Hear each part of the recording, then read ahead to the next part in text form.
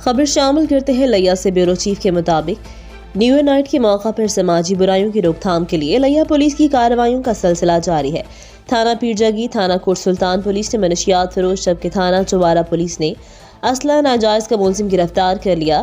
S H دانش علی کی زیر نگرانی سب انسپکٹر محمد اختر نے پولیس ٹیم کے ہمراہ بدنام زمانہ منشیات فروش ملزمان محبوب علی اور محمد ناصر کو گرفتار کر کے ان کے قبضے سے 40 شراب برآمد کر لی، اور جبکہ تھانہ پیر جگی پولیس کے SI طاہر حسین نے سیکیورٹی آفیسر کی نشاندہی پر کارروائی کرتے ہوئے شراب فروش ملزمان محمد عابد اور محمد عاشق کو گرفتار کر کے بند حوالات کیا۔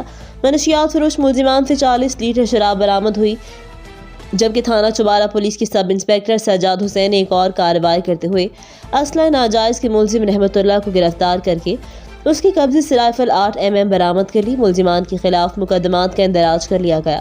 مزید خبروں کے لیے دیکھتے رہیے ریٹ نیوز۔